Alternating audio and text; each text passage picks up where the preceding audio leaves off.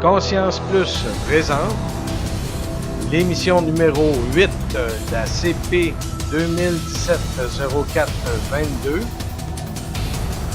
avec le retour et l'analyse du contacté Roger Larivière. Mes invités, Pierre Caron et Marc Saint-Germain. Votre présentateur, Denis Guy.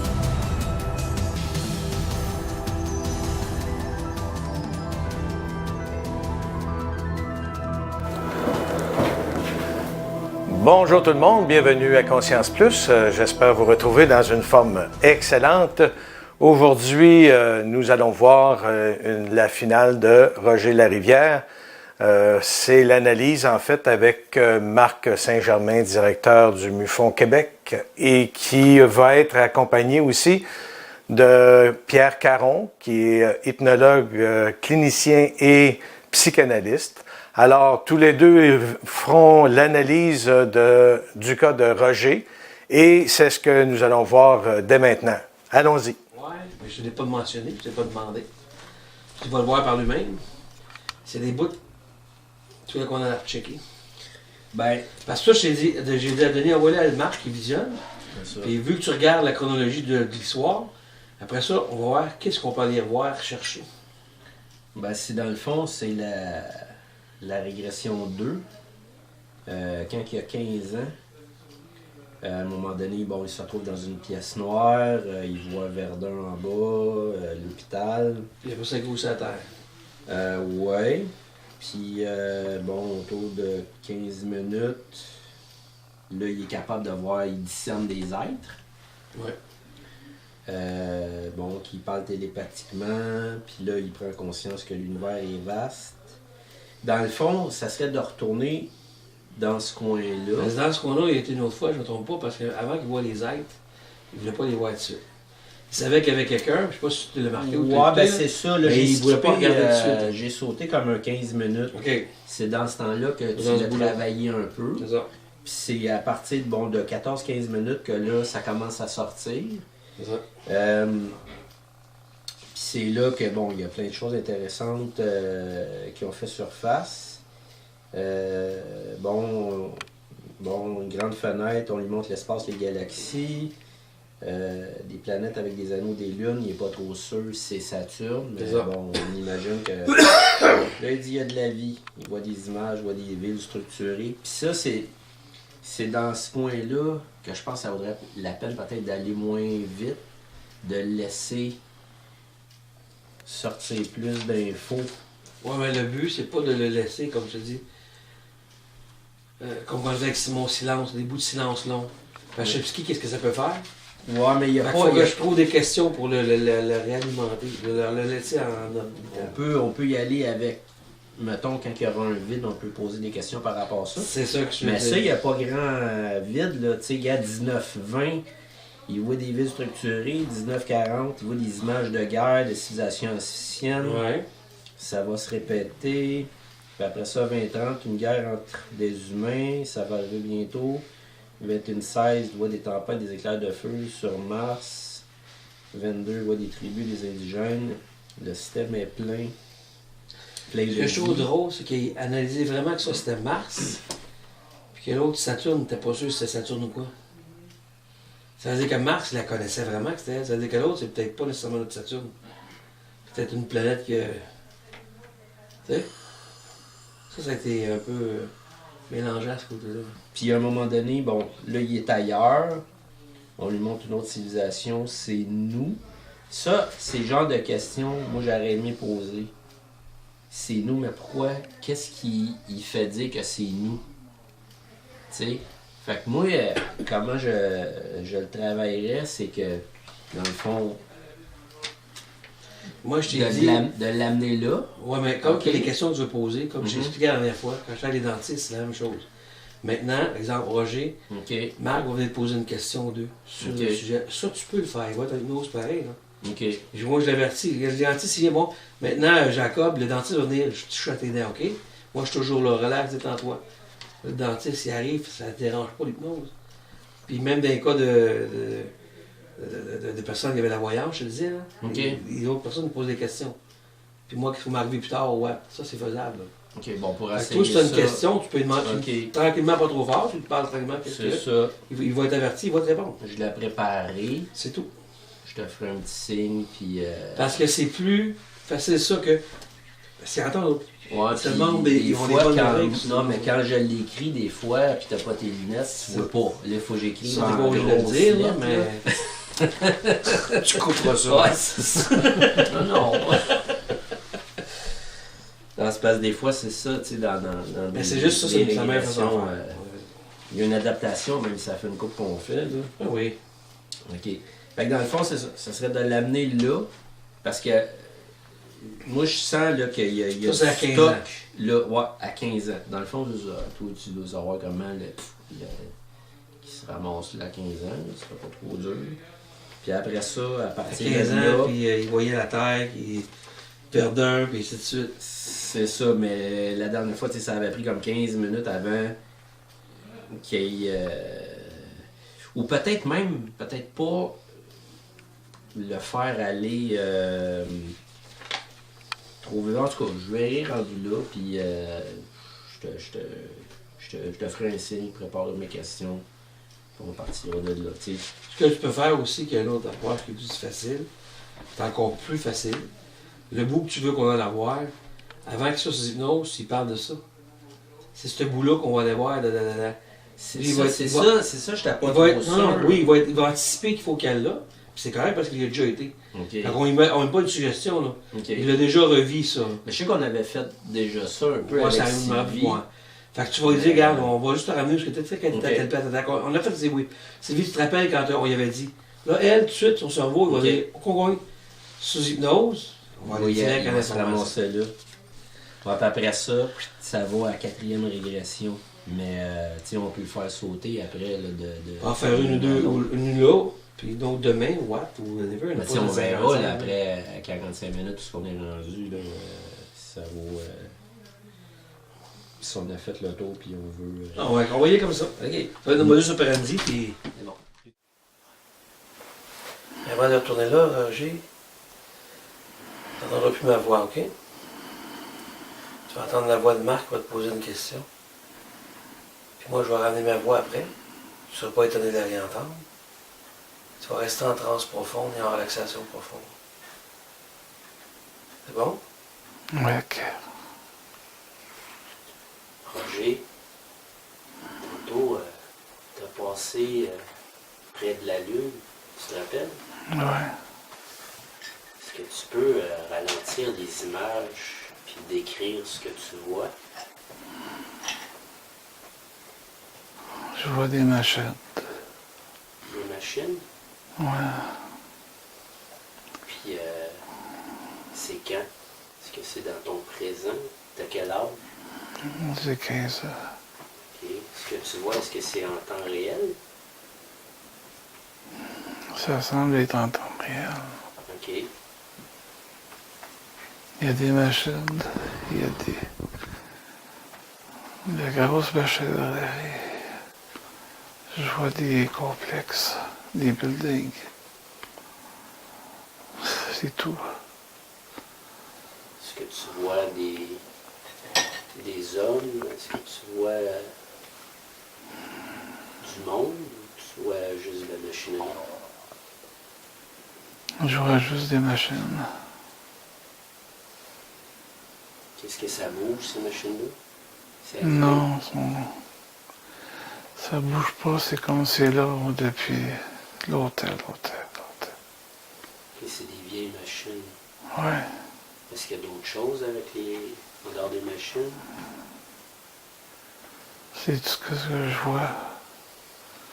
Puis par rapport à la Lune, quand tu parlais des conflits, est-ce qu'il y a des choses qui se sont produites sur la Lune? La Lune, c'est... Non. C'est la place des extraterrestres. Qu'est-ce qu'ils font là? Ils font des travaux. Pourquoi? Ils cherchent des... Ils font de la recherche. Ils creusent. D'exploration minière? Ouais. Ça peut ressembler.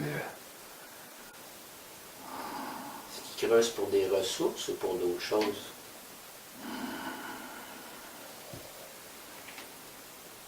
Aucune idée. Mais. Il y a des grands buildings. Ce que tu vois, est-ce que c'est sur la partie visible, la Lune, ou c'est sur la face cachée? La face cachée. La face cachée? Ouais. Tout ça pense là. Sur la partie visible, il n'y avait rien à voir? Ou... Oh, j'ai vu vite les images. Tu peux les ralentir. Ouais. Qu'est-ce que tu vois? C'est une grosse images. Je vois des antennes. Ouais. La Lune. Il y a plusieurs races qui sont là. Puis comment tu sais ça? Ils me montrent des images. Là, je les vois mieux. OK. Est-ce que tu peux décrire ce que tu vois? Je vois une antenne immense. Il y a des tracteurs. Il y a des tuyaux. Est-ce que tu comprends pourquoi on te montre ça? On monte des images. J'observe. Puis qu'est-ce que tu en déduis? Il y a de la vie sur la Lune. Puis qu'est-ce qui te fait croire qu'il y avait plusieurs races, plusieurs espèces? Il y a différentes races. Petites et grandes. Comment? Petites et grandes. Petites et grandes. Tu les as vues ou tu as le sentiment? J'ai le sentiment. OK, mais tu les as pas vues. Non. Je vois leur machette. C'est géant. Puis est-ce que tu as le sentiment qu'ils travaillent ensemble, ces différentes espèces-là? Ils travaillent pas ensemble. Ils sont tous différents. La recherche est différente. Puis comment, ce serait quoi ta compréhension du fait qu'ils soient au même endroit, mais qu'ils n'aient pas le même, qu'ils ne travaillent pas au même projet? C'est des races qui viennent de d'autres planètes du système solaire. Ils viennent explorer la Lune, la Terre, l'intérieur. Est-ce qu'ils ont des interactions avec des gens en dehors ou des gens qu'on pourrait connaître? Non. Ils travaillent ensemble, mais différents objectifs de travail. Puis un peu plus loin, tu as vu Mars? Oui. Mars aussi, Peux-tu décrire ce que tu vois? il y a de la vie Depuis quand? très longtemps, Tu sais quand, ça fait très longtemps? des millions d'années. À quoi qu'elle ressemble cette vie-là? C'est désert. Il y a eu de la vie avant. Ça a toujours été désert? Non, C'était comment? comme sur la Terre. Ah oui? Ouais, Comment tu sais ça? ils montrent les images. Il y a eu de la guerre sur Mars. Puis qu'est-ce que ça a fait, cette guerre-là? Ça a détruit toute l'environnement. De la planète? Ouais, C'est pour ça? ouais, les bombes atomiques, les plus puissantes. C'est des guerres entre les races. Est-ce qu'il y a encore des races qui étaient là à l'époque qui sont encore là aujourd'hui? Oui, oui, oui, oui. Ah oui? Ouais. Ouais. Ils vivent. C'est comme des indigènes. Est-ce que c'est une race guerrière ou pacifique? Guerrière. Est-ce qu'il y a d'autres races, en dehors que la race indigène, qui demeure là? Il semble y en avoir plusieurs. C'est les survivants. Les survivants? Oui, les indigènes sont les survivants des conflits. En dehors des indigènes, est-ce qu'il y a d'autres individus qui sont sur Mars?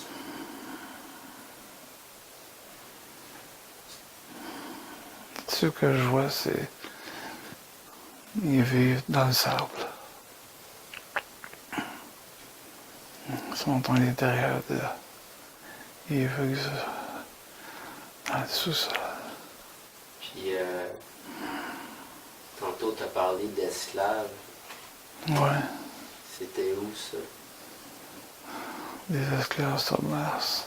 Et c'est quand, ça? Il y a des millions d'années. Puis il y en a sur la Lune aussi. C'était quand? Des millions d'années. Puis aujourd'hui? Oui. Ils sont encore là.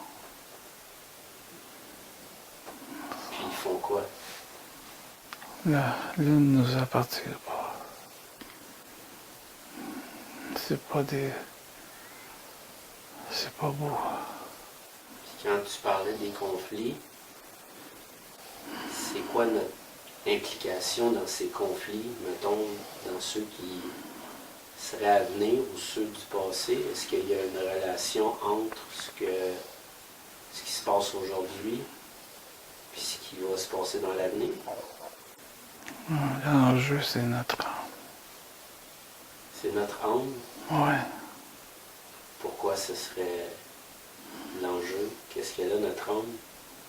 C'est quelque chose d'inestimable qui ne l'a pas. Qu'est-ce qu'elle a de si spécial? Je peux pas te répondre là-dessus. Notre âme est spéciale. T'as pas une idée? Le conflit a lieu à cause de notre âme. C'est ce que je vois. Puis comment tu le vois? Comment tu le perçois? Peux-tu l'expliquer? J'ai pas de réponse. Puis quand tu as continué, tu as vu des anneaux, c'était où? C'est une grosse planète. Avec des anneaux. C'est dans notre système ou en dehors? Non, c'est en dehors. Il se passe quoi, là? Il y a des vies sur cette planète-là. Puis qu'est-ce qu'il y a de spécial? Pourquoi on t'a montré cette planète-là? On m'a montré des images. Il y a des êtres humains comme nous qui vivent en harmonie. Il faut garder espoir. Qu'est-ce que ça ressemble où ils vivent? Ils vivent en accord avec la nature. Ils sont très sages. Est-ce qu'il y a de la végétation? Oui. Est-ce qu'il y a une faune? Oui. Plus que ça. Ils ont réglé le problème. Quel problème? L'environnement et la pollution.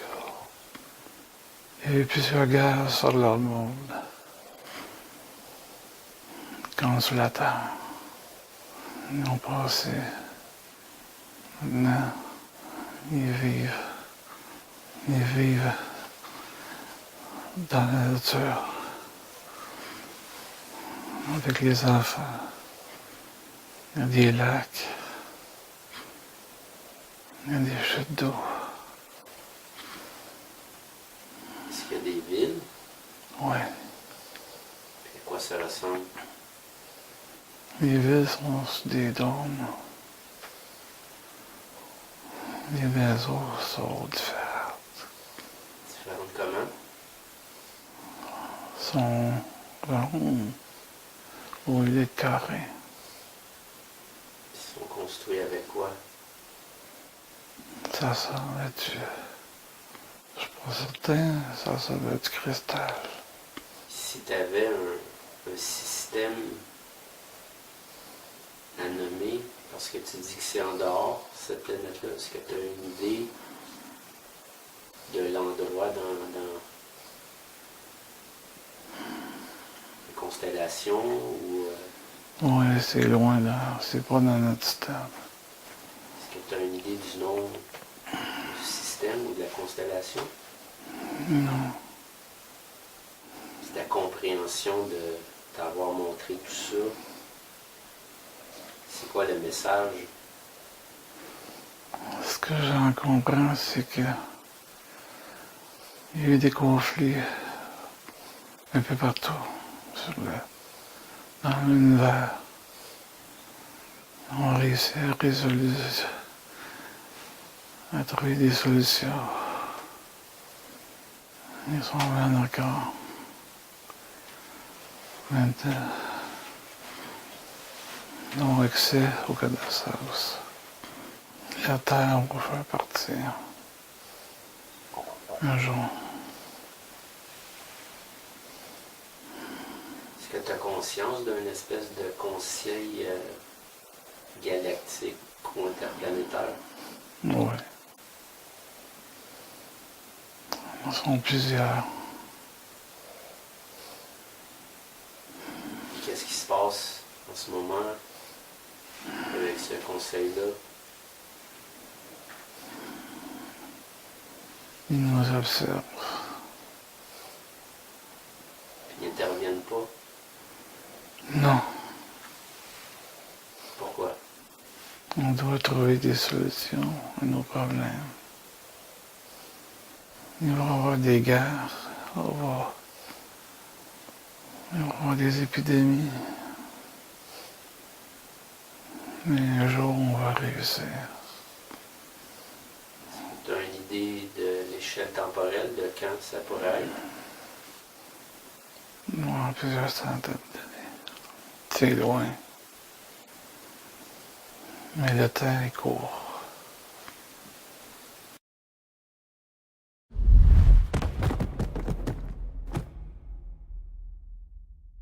Bonjour, nous voici présentement au QG de MUFON Québec et je suis en présence de Marc Saint-Germain. Bonjour Marc. Bonjour Denis, ça va bien? Ça va très bien. On a passé une belle fin de semaine ici au QG. Finalement, 2 jours de toute beauté avec le paysage tout le tour.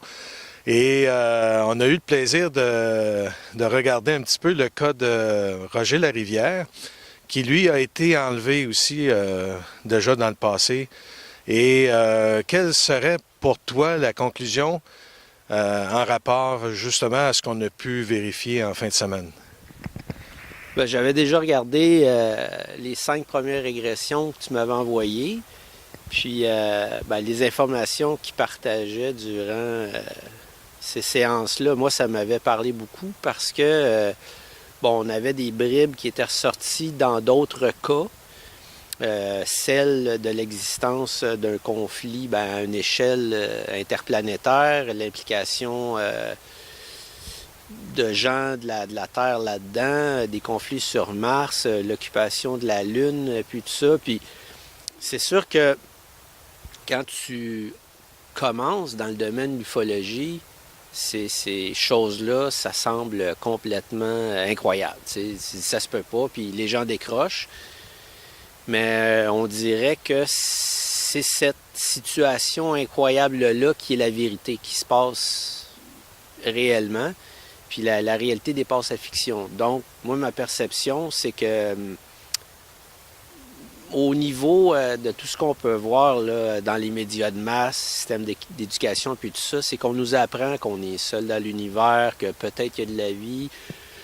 S'il y a de la vie, elle est loin, puis que les distances sont trop grandes pour ces espèces-là de venir nous rencontrer, fameux paradoxe de Fermi, puis tout ça.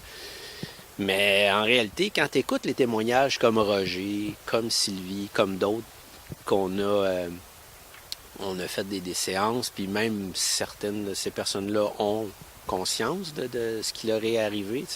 C'est pas seulement que durant des régressions qu'on a des informations. Il y a des gens qui ont ces mémoires-là de façon consciente. On s'aperçoit que l'état de la situation actuelle est qu'on est en quelque sorte impliqué dans une espèce de conflit à grande échelle.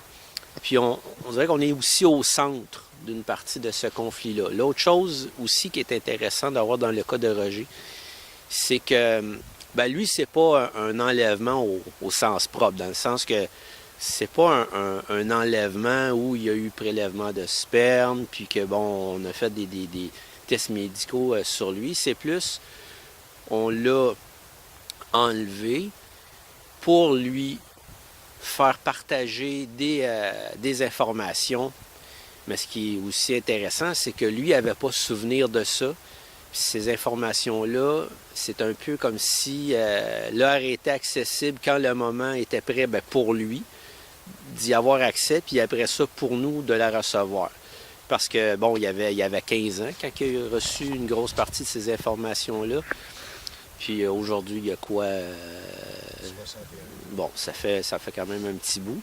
Puis on en a beaucoup de cas que les personnes attendent 20 ou 30 ans ou 40 ans avant de sortir l'information. On en a un autre aussi, une dame d'un certain âge qui, elle aussi, c'est des informations qu'elle a depuis qu'elle est toute jeune, l'adolescence. Puis elle a fini pour partager ça. Puis elle aussi, c'est un peu comme Roger, dans le sens où c'est des expériences positives, mais d'espèces qui sont là pour nous délivrer un message. Puis le message, c'est quoi? Dans le fond, c'est que notre civilisation, la présence de notre civilisation, c'est pas forfait dans le sens que on essaie de nous faire comprendre qu'on a été implanté ici, OK, véritablement. La même chose que de toute façon, c'est pas nouveau. Les textes anciens disent tout ça. On a été implanté ici par des dieux, puis ils nous géraient comme on gère des troupeaux. C'est encore le cas aujourd'hui, sauf qu'on n'en est pas conscient. Hein. C'est pas ça qu'on apprend à l'école. Mais en même temps, c'est que notre civilisation, qui à un moment donné doit devenir, on doit tous devenir des adultes un jour, il y en a qui sont prêts à ça. Puis la prochaine étape, c'est un peu comme Kennedy, le président Kennedy dans les années 60, c'est ça qu'il voulait. Lui, il était au courant qu'il se passait des choses, qu'il y avait d'autres espèces pacifiques. Il voulait prendre contact avec elles.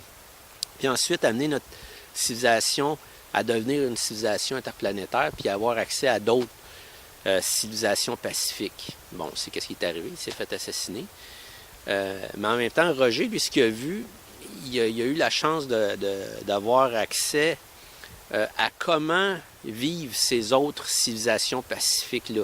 Il n'a pas été là physiquement, de ce qu'on en a compris. On lui a montré des images, mais il disait que c'était assez clair. Il disait que c'est comme un écran géant de 16 pieds de haut par 40 pieds de large. Là. Fait qu'il avait une bonne idée. Là. En plus, il disait qu'il était induit aussi, qu'il lui montrait des choses, mais via la télépathie. C'est ça, dans sa tête, en même temps qu'il pouvait observer. Plus, donc, puis à un moment donné, il disait que ça allait très vite. Donc, sous hypnose, Pierre a fait ralentir un peu les images pour avoir plus de détails. J'ai participé aussi durant la dernière hypnose pour essayer d'avoir... j'étais curieux un peu à savoir ce qu'il y avait sur la Lune, sur Mars. Au niveau des conflits, là, j'ai été chercher plus de détails, puis il y avait des détails. Ça, c'était intéressant aussi. Puis, mais tout ça, comme le cas de Roger, comme je t'ai dit, ça me parlait. Pourquoi? Parce que intérieurement, moi, personnellement, c'est ce que je sens. Je sens qu'il y a des espèces pacifiques. Je sens qu'il y a d'autres façons de vivre notre réalité. Je suis convaincu que, c'est pas parce qu'on utilise des technologies comme on utilise aujourd'hui qu'on est nécessairement évolué. Même c'est peut-être une preuve qu'on ne l'est pas, dans le sens où l'être humain est beaucoup plus qu'est-ce qu'on pense. Puis les technologies, des fois, c'est un peu plus une béquille qu'un outil. Ça nous empêche de développer certaines capacités. Puis c'est ce que Roger a vu. Il a vu ces civilisations-là qui vivent dans l'harmonie, dans la paix, mais c'était des civilisations télépathiques. Les systèmes n'étaient pas comme ici, puis les constructions ou les villes qu'il a vues durant la dernière régression, il disait que c'était comme des dômes de cristal. Mais on ne voit pas ça ici. Hein? Donc même la méthode de construire les bâtiments ou les villes est différente. Puis j'avais déjà vu dans d'autres cas des choses qui étaient similaires à ce que Roger nous avait partagé. Puis c'est pour ça que ça vient renforcer un petit peu là, toute cette histoire-là, même si c'est encore une fois incroyable. Moi, j'ai hâte d'être capable de pouvoir partager ces informations-là sans que le monde décroche, parce que souvent, les gens ont tendance à... Quand on veut aller à un certain niveau, là, les gens, c'est trop, on ne croit pas à ça, paf, ils décrochent. Ils trouvent que c'est trop flyé. Ouais, puis c'est dommage, parce que les gens, la tendance qu'ils ont, c'est tout de suite à essayer de croire ou pas croire à une histoire. C'est oui ou c'est non, mais ça, c'est des ordinateurs qui pensent comme ça, hein, des 0 et des 1. Mais nous, on n'est pas des 0 et des 1. On est capable de plus de subtilité. Puis, moi, ce que j'invite les gens à faire, bien, premièrement, comme quand on enquête sur des cas comme on fait là, avec le MUFON, c'est de cette façon-là qu'on est capable d'apprécier un peu plus différentes subtilités, tu sais. Quand les gens, te partagent leur expérience, moi, ce que j'apprends à mes enquêteurs, c'est t'as pas à y croire ou à pas y croire. Prends l'information. Puis c'est de cette façon-là que quand tu as une certaine masse d'informations, que là, après, lorsque tu mets tout ça ensemble, là, ça se tient. Là, tu as vraiment une vision globale, puis c'est quand tu atteins cette vision-là que là, tu peux comprendre ce qui se passe. Puis là, tu y crois pas, tu comprends. C'est plus important de comprendre que de croire. Croire, c'est comme... Hein, t'as pas de discernement. Fait que là, tu es tout le temps à la merci, que ce soit une autorité scientifique ou morale, de croire sur parole cette personne-là. Puis si à un moment donné, cette personne-là, finalement, n'était pas... soit qu'elle n'avait pas fait une bonne méthodologie de recherche, ou soit qu'elle n'était pas honnête dans sa recherche, bien là, tu dois recommencer à zéro, tu sais, refaire ta structure de pensée, ton paradigme de pensée. Tandis que quand tu gardes toutes les informations, il ne faut pas rejeter de l'information, c'est ça aussi, ça, c'est une autre des choses. Quand tu rejettes de l'information, tu as un problème. Garde l'information, mets ça dans un petit tiroir, puis attends, à un moment donné, si ça s'insère dans ta compréhension globale, bien, tant mieux, sinon tu laisses ça de côté, tu sais. Mais pas la rejeter complètement. C'est souvent ça l'erreur des chercheurs qui font, c'est d'arriver à dire j'y crois pas, paf, on continue. Mais à mesure qu'ils avancent, c'est que la perception globale est comme un peu faussée parce qu'il leur manque au bout de la ligne, c'est très loin de la réalité. Moi, j'entends encore des gens, surtout en France, en Europe, dire, se poser encore la question si Roswell, il s'est vraiment passé quelque chose. Faites des recherches, puis arrêtez de croire à un puis à l'autre. Faites vos propres recherches. Vous allez voir qui s'est passé quelque chose, puis que la CIA a été mise sur pied immédiatement après pour gérer l'information OVNI et extraterrestre à l'échelle nationale et internationale. Le Conseil de sécurité nationale découle de là. L'opération Majestic 12, c'est pas pour rien. Les services de renseignement ont mis tant d'énergie et d'efforts pour discréditer cette histoire-là, puis tout ce qui entourait ça, parce que là, c'est écrit noir sur blanc, puis il y a des documents de l'époque qui viennent confirmer tout ça. On peut prendre conscience que c'est évident que s'ils prennent autant de moyens, c'est que justement, il s'est passé quelque chose, puis on ne veut pas qu'on le sache, c'est sûr. Il n'y a pas de fumée sans feu dans ce domaine-là. Hein. Mais en même temps, il y a beaucoup de désinformation. Mettons que ce soit au niveau des technologies des nazis, oui, à un moment donné, on ne peut pas tout croire qu'est-ce qui s'est dit là-dedans, mais c'est comme n'importe quel mythe, il y a une source où cette information-là est sortie. Il faut tenter d'aller trouver cette source-là, puis partir de la source, mais pas commencer à étudier ce qui a été dit, puis parce que là, ça devient encore plus mêlant. C'est d'aller à la source d'information, que ça c'est n'importe quelle histoire. Il faut aller à la source. Moi, c'est comme ça que j'ai développé ma méthodologie de travail. Je vois la source d'information, puis après ça, je pars de là, tu sais, et non pas le contraire. Justement, étant donné que tu es directeur du MUFON ici au Québec et que tu es enquêteur aussi en même temps. Est-ce que je peux te demander quelle est ta formation pour justement être capable de faire ces enquêtes-là, de voir un peu aussi dans le domaine? C'est quoi qui t'a amené justement à devenir enquêteur et directeur MUFON?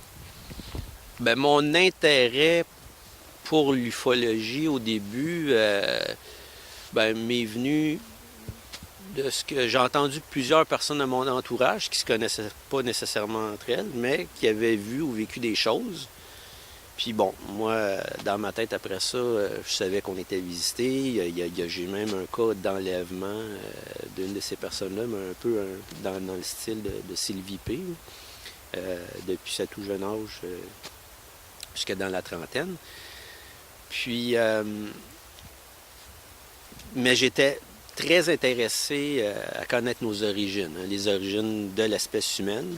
Puis ça, depuis tout jeune. Je crois que j'avais peut-être 7 ou 8 ans là, quand j'ai commencé à m'intéresser à ça. Plus tard, bon, j'ai commencé à lire des livres là-dessus, l'Égypte ancienne, la Mésoamérique et puis tout ça, les constructeurs de pyramides, les Sumériens. Bon.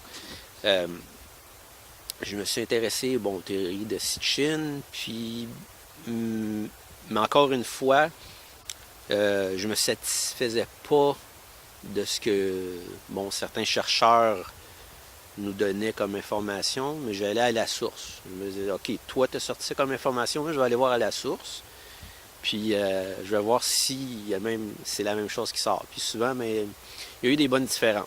C'est ce qui m'avait amené à écrire mon premier livre, L'ère du chaos, histoire secrète de l'humanité. Ça m'avait pris 10 ans de recherche. Puis quand j'ai commencé à donner des conférences là-dessus, à un moment donné, il était question de réalité extraterrestre, d'implantation de civilisation, de clonage, puis tout ça. C'était en 2008. Puis là, j'ai remarqué qu'il y avait un tabou assez intense autour du phénomène ovni et de la réalité extraterrestre. Les gens, non, n'étaient pas prêts à ça. Puis là, je ne comprenais pas parce que pour moi, ça allait de soi. Mais c'est sûr que, dans mon environnement, j'étais ouvert d'esprit et j'écoutais un peu tout ce qui se disait. Mais en même temps, il y avait comme une différence. Les gens n'avaient pas cette perception-là, la même que moi, comme quoi que, on n'est pas seul. Mais pour moi, c'était artificiel. C'était un tabou artificiel. Je pressentais ça. Puis, là, j'ai commencé à faire un retour aux études à l'université. Puis, chaque travail de session que je faisais, j'en profitais tout le temps pour, quand je pouvais, appliquer certaines théories que j'avais. Puis, il y en avait un cours, c'était sur la systémique. Il fallait modéliser un réseau. Puis, j'avais décidé de modéliser le réseau sur le maintien de la réalité du secret, de la réalité ovni. Puis, quand j'ai commencé à faire la recherche là-dedans, c'est à ce moment-là que je suis tombé sur Roswell, sur la CIA, le Conseil de sécurité nationale. Puis dans mon deuxième livre, Les gardiens du silence, j'ai reproduit le réseau que j'avais modélisé à l'époque. Puis c'était en faisant ce réseau-là que j'ai écrit le livre, parce que j'ai dû faire tellement de recherches. C'est comme on a parlé hier, la recherche documentaire que je fais, que c'est devenu un livre. Puis c'est à ce moment-là que j'ai commencé à donner des conférences à l'Association québécoise d'ufologie. Gilles Milot était bien content de ça, puis les gens aussi. Puis c'est sûr qu'il y avait un petit côté conspirationniste dans cette histoire-là, mais c'est parce que peut-être qu'il y en avait une conspiration. Puis ce livre-là que j'avais écrit, Les gardiens du silence, au départ, c'était pas supposé d'être ça. C'était le projet Magnet. Mais je devais faire la première partie sur qu'est-ce qui s'était passé aux États-Unis. Tu sais, véritablement établir le contexte de ces années-là. Les Américains avaient commencé dans les années 40 à faire de la rétro-ingénierie, récupérer des ovnis, puis tout ça. Puis c'est à partir de là que c'est construit le complexe militaro-industriel. Mais c'est devenu un livre au complet. Donc, le projet Magnet a dû attendre encore un peu.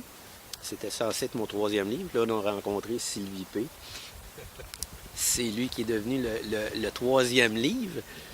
Puis, le projet Magnet, c'est censé être bientôt, là, le prochain au mois d'avril. On va profiter de l'hiver pour le terminer.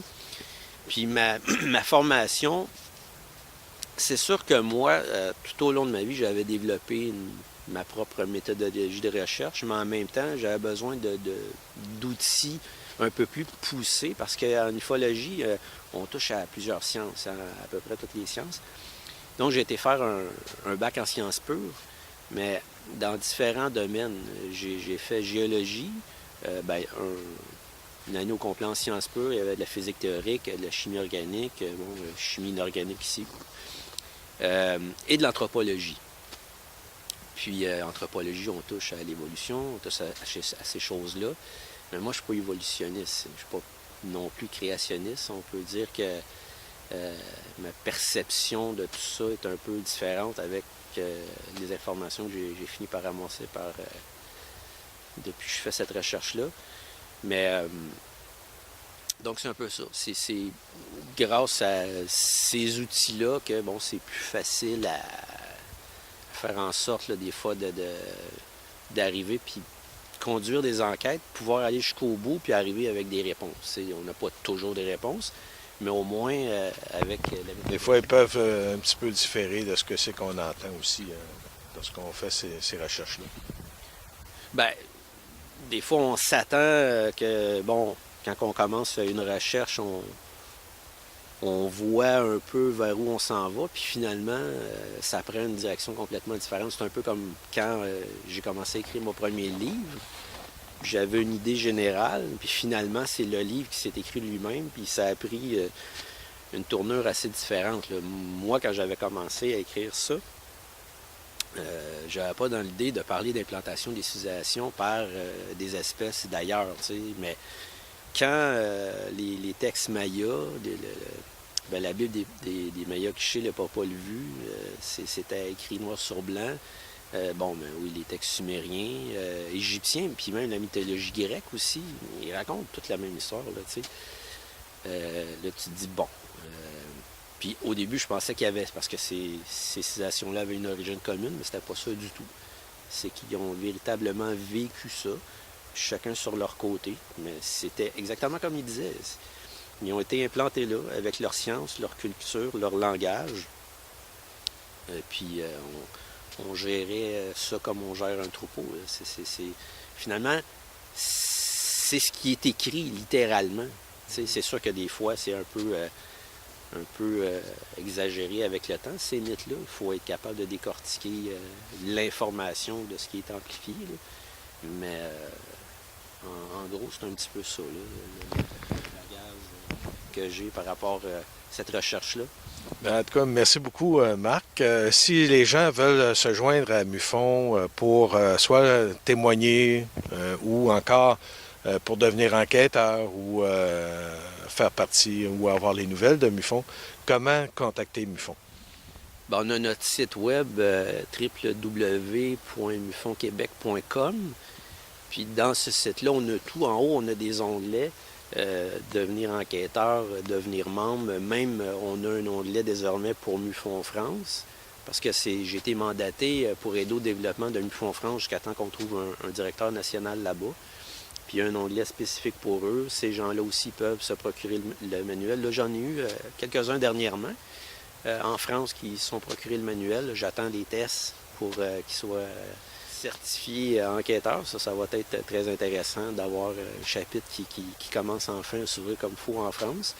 Puis au Québec aussi, là, on a des nouveaux enquêteurs qui se joignent à nous. Puis parce que, oui, ça prend un directeur provincial, mais en même temps, nous, à long terme, on veut des directeurs régionaux. C'est ce qu'on fait. On se déplace un peu. On est allé à Québec, on va aller à Trois-Rivières au mois d'avril. Mais le Québec, c'est grand. Puis si on pouvait avoir des gens dans plusieurs régions du Québec là, pour entretenir des chapitres du MUFON à l'échelle des régions, mais ça serait intéressant parce que c'est à ce moment-là que eux autres, ils peuvent... il y a des gens, souvent, ne vont pas te communiquer par téléphone ou ni même par courriel parce que leur histoire est assez incroyable. Ils attendent de te voir en personne. T'sais. Puis souvent, on a des gros cas. Ces personnes-là nous rencontrent durant ces événements-là, quand on fait des soupers-conférences ou quoi que ce soit. Puis c'est un peu ça. Donc, si on pouvait avoir quelques petites régions avec des gens qui s'impliquent. Ça amènerait un peu de dynamisme encore plus. On est déjà pas mal dynamique, là, mais ça serait... Il manquerait juste un petit peu une écriture, justement, pour donner le site. Ah, tu veux dire Oui, sur la pancarte. Ouais. Bon, ça, aujourd'hui, sur Internet, tu fais MUFON Québec, puis tu vas tomber sur le site, là, même. C'est pas tellement difficile à trouver, là. On a plus notre chaîne YouTube, là, où on fait, nous aussi, nos petits vidéos documentaires, là. Ça commence à être... On est assez complet, disons, dans le partage d'informations, parce que, oui, notre slogan, c'est l'étude scientifique des ONU pour le bénéfice de l'humanité, mais en même temps, il faut qu'on partage cette information-là. C'est notre mandat, finalement. C'est beau faire des enquêtes, mais après ça, qu'est-ce qu'on fait avec cette information-là? C'est de la partager au plus grand nombre. C'est un peu ça qu'on fait. Encore une fois, merci beaucoup, Marc. Ben, merci, Denis. Ça me fait plaisir. C'est froid aujourd'hui, là. C'est pas chaud. Hein? Je pense. Il disait combien, là, cette nuit, là, qu'il était pour faire? Ah, quasiment moins 30, là. Eh, mes vieux, je pense que hein, pour les Français, là, moins 30. Ouais, c'est pas chaud. On va regarder ça, là, un peu le paysage. C'est beau, là. N'oubliez pas de cliquer sur j'aime sur YouTube et Facebook.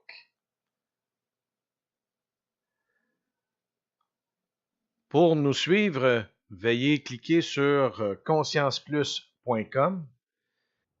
Et pour ceux qui désirent rejoindre MUFON Québec, voici l'adresse mufonquebec.com. En espérant que cette émission a su vous plaire, je vous invite à revenir pour une prochaine émission, l'émission numéro 9. Au revoir.